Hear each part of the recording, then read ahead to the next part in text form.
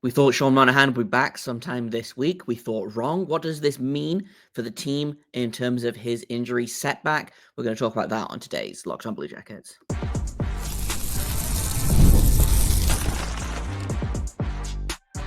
You're Locked On Blue Jackets, your daily podcast on the Columbus Blue Jackets, part of the Locked On Podcast Network, your team every day.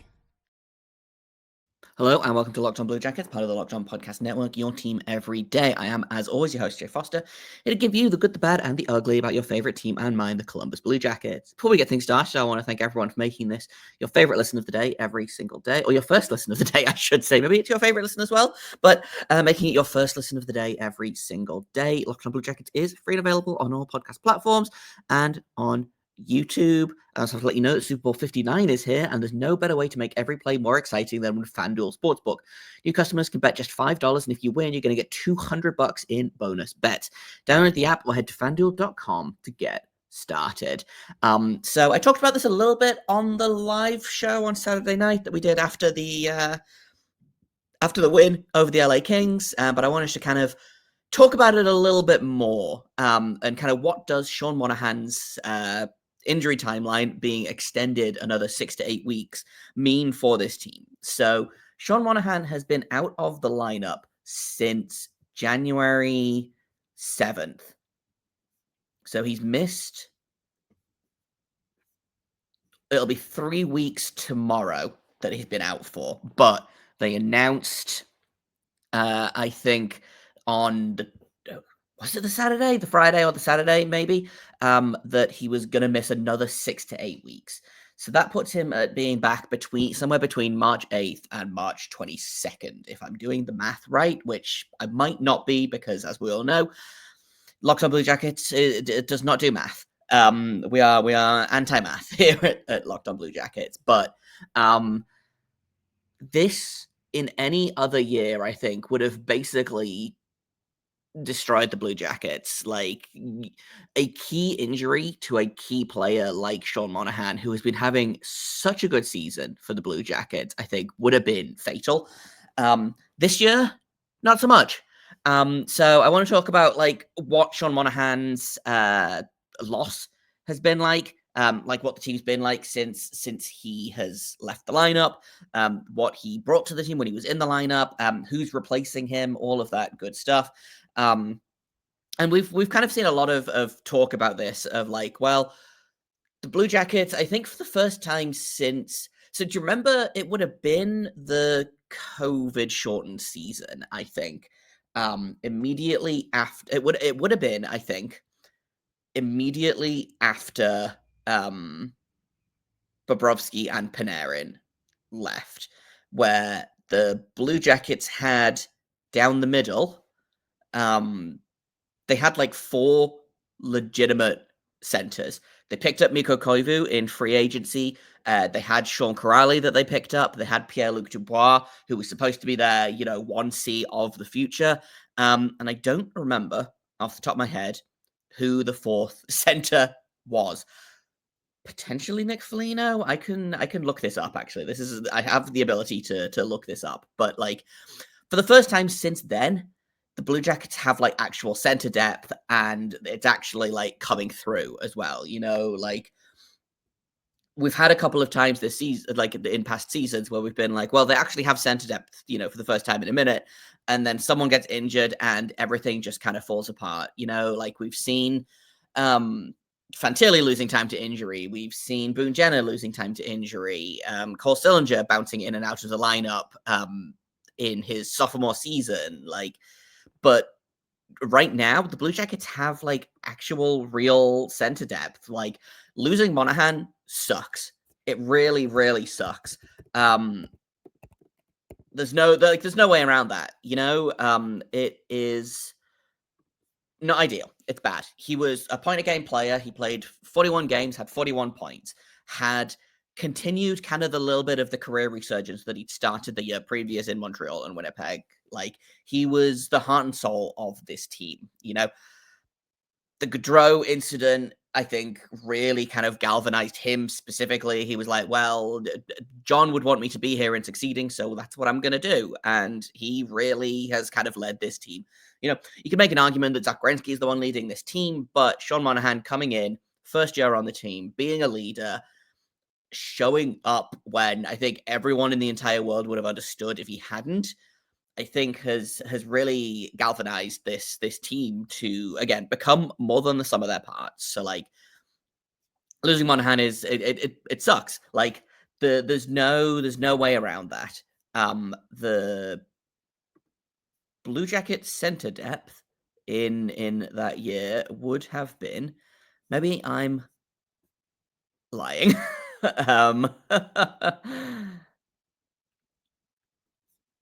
But the point here is the Blue Jackets had, maybe it was the year afterwards. I feel like it was the year afterwards. But my point here is that the Blue Jackets have real center depth. You know, Monahan out, not great. Adam Fantilli, who has spent a bunch of the time kind of bouncing around the middle six, has had some ups and some downs, you know, kind of the standard sophomore slump season that people, you know, are used to seeing. And, you know, people have kind of been on him about it a little bit, but he's 20 years old. It's fine. Chill. Clearly, he spent a bunch of this time watching, learning, improving. When Monahan goes down in that game against the Penguins, Fantilli jumps up into that top line, scores the huge game-tying goal on the power play. Blue Jackets go on to win the game in the shootout. Since then, he has been excellent. He had a little point streak going for a minute there. Since losing Monahan to that injury, Adam Fantilli has come out with 1, 2, 3, 4, 5, 6, 7, 8, 9 points in, I think, 9 games or 10 games. No, 9 points in 9 games, including his first career hat trick. He played 25 minutes, almost 26 minutes against the Kings on Saturday night, which I believe led the entire forward core of the Blue Jackets. It was second to Zach Greinke, obviously, because Zach Greinke played approximately a bajillion minutes. But Adam Fantilli has really come into his own since jumping up onto that top line. And, you know, I've talked a lot about how, you know, is it having the elite wingers? Is it that they gave him time to develop and didn't immediately throw him to the wolves? You know, is it the fact that Kirill Marchenko is apparently just incredibly easy to play with all the time, you know? But Adam Fantilli has been a real boost to this team since Monahan left due to that injury.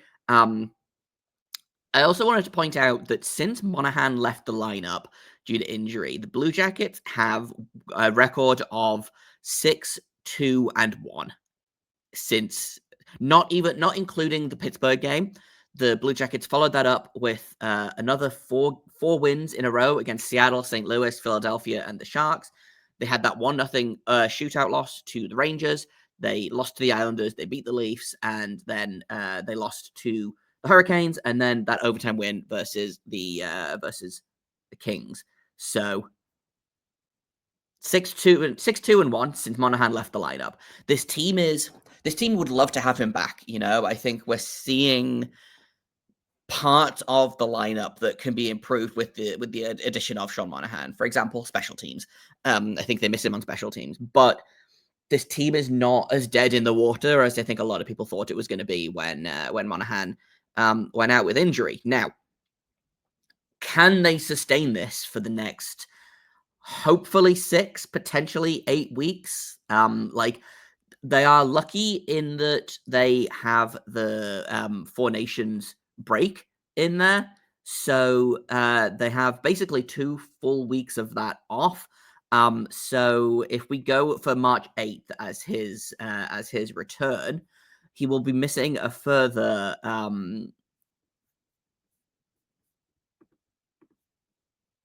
10, 11, 12 games in addition to the 9 that he's missed already. So 21 games in total he'll have missed, which is not ideal, but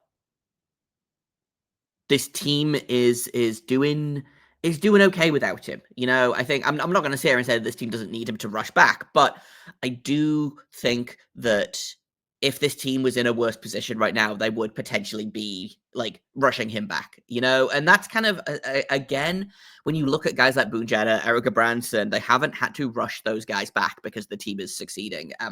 Igor Chinikov has been out since like early December. They have not rushed him back. Which is frankly shocking to me. I feel like the Blue Jackets guys are either out for like season-ending stuff, or they miss like 2 games and then they come back when potentially they shouldn't. But the play of the Blue Jackets has given them some flexibility in terms of they don't need to rush Monahan back. There's a lot of talk about the trade deadline. Boone Jenner, trade deadline acquisition. A fake trade deadline acquisition, but still kind of a trade deadline acquisition. Ostensibly, getting Sean Monahan back around about the trade deadline as well will be essentially another trade deadline acquisition. Like, if they go into the playoffs with a healthy Monahan, a healthy Fantilli, a healthy Sillinger, healthy Marchenko, Voronkov, Chinikov, Johnson, and then, on the back end, you've got Werenski, you've got Fabro, you've got Provorov, you've got Matejchuk. Like, there's a lot of pieces there, and you add Sean Monahan to that, you add Boone Jenner to that, and it is a little bit like adding at the deadline. So can they, the question becomes, can they keep it up? These next 12 games are not going to be easy for the Blue Jackets. They just had a fairly easy stretch of games just now. They played, the Penguins, Seattle, St. Louis twice, the Flyers, the Sharks, the Islanders, all teams that are below them in the standings right now. They did lose to the Islanders, but it's going to get difficult from here on out. Their next game is against Vegas. They've got 2 games against Utah, who are kind of hovering in the kind of the crew middle of the standings right now. They have a game against the Dallas Stars, and then going into the Four Nations break, they also have games against the Rangers and the Buffalo Sabres. We'll see what happens with the Buffalo Sabres, but then coming out of the break, they've got games against the Red Wings and the Blackhawks. The Red Wings, who I don't think they've beaten yet this season. The Blackhawks, they did. They've got another game against the Stars. And then you've got your Stadium Series. You've got Tampa Bay and Florida as well. So, like, 1 or 2 easy games in there, but it's not going to get any easier for this team, especially the wildcard race continues to wildcard race, But let's take a quick break, and then when we get back, I want to talk about Luca Belluz, who has really kind of, again, has taken advantage of what's kind of a crappy situation for another player. In that Cole Sillinger's out of the lineup right now. Sean Monahan's out of the lineup right now. That means Luca Belluz is getting as much ice time as he could possibly want and more. So let's talk about how Luca Belluz is doing in just a second here on Locked On Blue Jackets. First, I want to tell you about FanDuel. Super Bowl 59 is here. 1 game, 2 teams, endless possibilities. There's no better way to make every play more exciting than with FanDuel Sportsbook. Whether it's predicting the first touchdown, calling the MVP, or even betting on the coin toss, FanDuel makes it easy to get in on the action. With live betting all game long, you can adjust your bets as the game unfolds and feel the thrill from kickoff to the final whistle. The live betting feature lets you stay involved no matter what happens on the field, and the app is super easy to navigate. Plus, knowing that you can place a $5 bet and potentially win $200 in bonus bets for the Super Bowl, that is the icing on the cake. Download the app, head to FanDuel.com to get started. Bet just $5, and if you win, you're getting $200 in bonus bets. That's FanDuel.com. Bet with FanDuel, official partner of Super Bowl 59. Welcome back to Locked On Blue Jackets. Let's check in real quick with Luca Belluz, who has been, again, a real surprise, if I'm being honest. And his success is down to a handful of things here. First off, and we kind of talked about this. We've talked about this kind of on and off. The mantra seems to be for the Blue Jackets this season, they're using AHL call-ups in the positions that they would play in the AHL. So if they are a top 6 player in the AHL, they will get top 6 or potentially top 9 minutes in the NHL. You don't call up a really, really good AHL player who's playing, 20 minutes and is leading the AHL in scoring, or he was at the time of his call up, and then play him for 4 minutes on the fourth line and be like, well, that'll do. Job's a good one. But Luca Del Belluz has really kind of taken this opportunity with both hands and has run with it, and it's been really, really fun to see. Now, I had kind of projected Luca Del Belluz as probably a bottom 6 guy with middle 6 potential. He's currently playing second line center with Monahan. So he was called up when Monahan was out, and I believe his first call-up game would have been Owen Sillinger's NHL debut when Cole Sillinger missed with illness. So he played again in the top 6 then, because no Monahan, no Sillinger. Since then, he has kind of Sillinger came back into the lineup for a couple of games, is out with an upper body injury at the minute, blocked a shot with his hand. Sounds like it's just kind of swollen and painful at the minute, so he should be back soon. Again, 4 days to rest means that we should potentially see Cole Sillinger back for this upcoming road trip. But Del Belluz has been really making the most of his situation here. He has been playing, like his lowest ice time this season was his season debut, where he had 11. He played 11-16. Since then, he's played anywhere between 13 minutes all the way up to 16 minutes. His game in Toronto, he played 15:49. That's a season high for him. He had a goal and an assist. He's on a 3-game point streak right now. He's got 4 points in his last 3 games, and he's got 7 points in 9 games since being recalled. Now, part of this, I think, is due to the fact that he's playing with Kent Johnson, who just kind of makes everyone around him better by dint of being Kent Johnson, But he's really, again, he's taken this situation.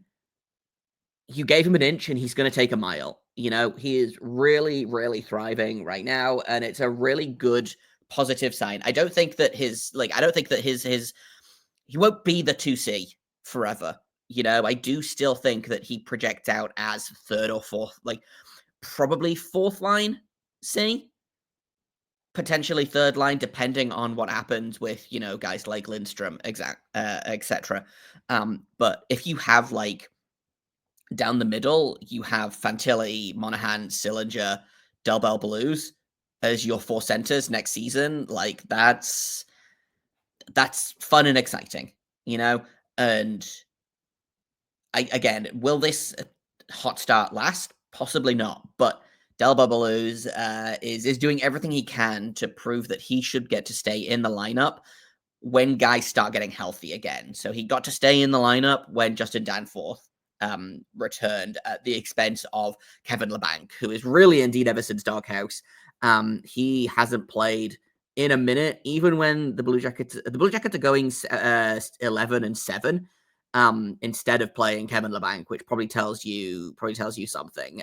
He's played January 18th against the Rangers, was his last game. So he hasn't actually played since then. He's only played 33 of the 50 games this season. So more than I thought, but Del Belluz is beating Kevin Labanc at being in the lineup, and that's a really good sign. Especially, I feel like a guy like Everson, who, he loves veterans, but he also is really great at noticing talent and potential, and Luca Del Belluz has both of those things and is, again, really, really taking advantage of this situation that he's in and putting in a good word for himself, down the line, which is really, really fun to see. Again, I don't know how long it'll last, but my guess is when Sillinger comes back in the lineup, my guess is that they will probably take Pucha out of the lineup, or they could just go back to having 12-6, and then you put Sillinger back in, you keep Del Belluz in, because I think he's earned it, quite frankly.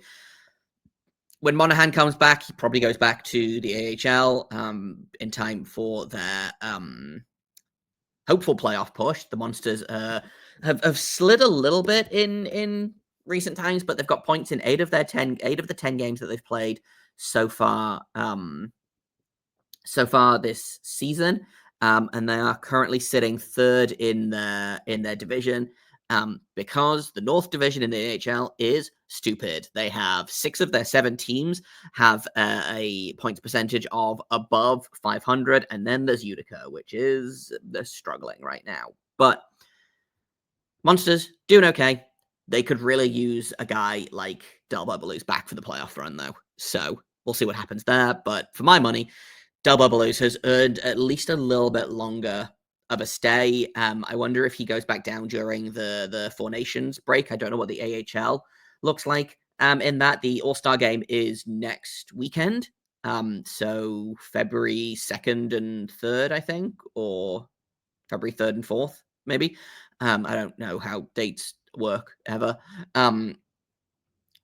But he will. I believe he's missing that. Denton Matejchuk also missing that, which kind of sucks. Trey Fix-Valansky will be there, which is fun. But the Blue Jackets will probably send Belluz, Pucha, potentially Matejchuk back down to the AHL to get them some playing time while the NHL is on their 2-week pause. So until then, we're just going to kind of enjoy it, like. When was the last time this team had, like, promising young centers that are actually delivering?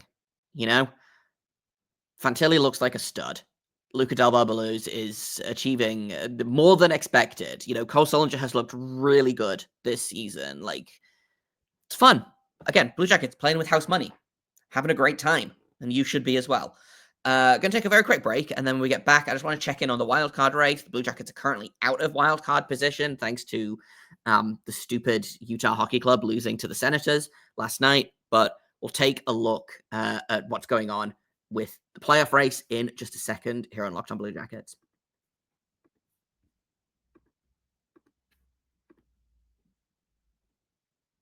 Welcome back to Locked On Blue Jackets. We're talking about the standings right now that continue to be just so tight.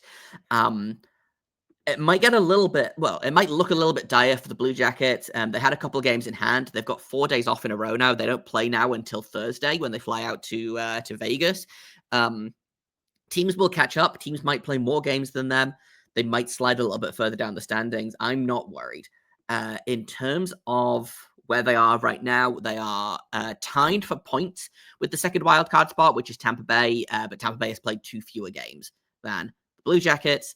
Their Blue Jackets are currently sitting on 55 points in 50 games, 24 wins, 19 losses, 7 overtime losses, points percentage of .550, which is actually better point percentage than the Boston Bruins, who are currently occupying the wildcard 1 spot. They got 56 points in 51 games, but a point percentage of only .549. So the Blue Jackets doing better than them, which is, we love to see it.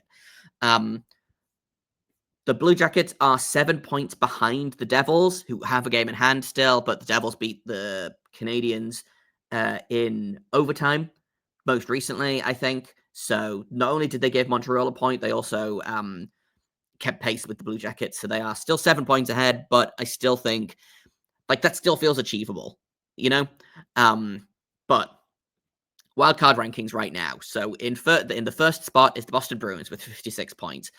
Second is Tampa Bay with 55 points. The Blue Jackets are right behind them with 55. Montreal, 53. The Rangers, 52. They've had a bit of a comeback surge. They're 6-1-3 in their last 10, which is scary because if they figure it out, the Detroit Red Wings at 51 points. The Flyers at 50 points. The Islanders at 49. Penguins at 48. And we're just discounting the Buffalo Sabres entirely because they're 7 points behind the Penguins at the minute. So we'll just pretend that they're not doing anything at the minute. So the race is still tight between the Penguins, who are the last place in the Metro, and the Blue Jackets, who are 4th place in the Metro. There are 7 points. Then there's the 7 points between Columbus and the Devils. So it's really, really tight here in the Metro. You've got teams like the Canadiens and the Rangers who are heating up. The Red Wings are heating up as well. The Islanders are 7-3 in their last 10 games. They're on a 4-game winning streak right now. They just beat the Blue Jackets earlier this week, or last week technically. Now that it's Monday, I know how days of the week work, but not how words work apparently. But the Blue Jackets are still very much in control of their own destiny. The They just have to get a little bit of puck luck from somewhere else. The Red Wings are playing the Kings tonight. The Flyers are playing the Devils tonight, and the Penguins are playing the Sharks tonight. And those are the three teams that are kind of in that playoff race. So really, we could do with a Kings regulation win, a Sharks regulation win, which that feels like it's asking a lot. And then, honestly, the Devils in Philadelphia just kind of ending in regulation would be nice. The Flyers are still 5 points behind the Blue Jackets. Maybe we want the Flyers to win in regulation so the Blue Jackets can maybe potentially catch up with the Devils. But lots of moving parts. Again, it might look a little bit dire because the Blue Jackets aren't playing for the next couple of days. But there's a bunch of games. Again, there's games tonight. There's games like tomorrow. Boston is playing. Montreal is playing. Tampa Bay is playing. The Rangers, the Islanders are all playing tomorrow. And then on Wednesday, you've got the Flyers playing again. You've got Pittsburgh playing again. And then on Thursday, you've got Boston, Montreal, Ottawa, Tampa Bay, the Islanders, and the Flyers, and then the Blue Jackets as well, and the Red Wings. So a lot of games between now and the Blue Jackets' next game, but hopefully the Blue Jackets can kind of keep pace and keep up their strong form, and we'll see how it goes. That's kind of all I've got for today. Thank you for listening, making us your first listen of the day every single day. Locked on Blue Jackets is free and available on all podcast platforms, on YouTube. I've been Jay Foster. You can find me on Twitter at _Jacob Foster, JAKOBFORSTER. You can find the show at LO_Blue Jackets. We'll be back tomorrow with a brand new episode of Locked on Blue Jackets. But until then, thank you again for listening. And until tomorrow, make sure you stay locked on.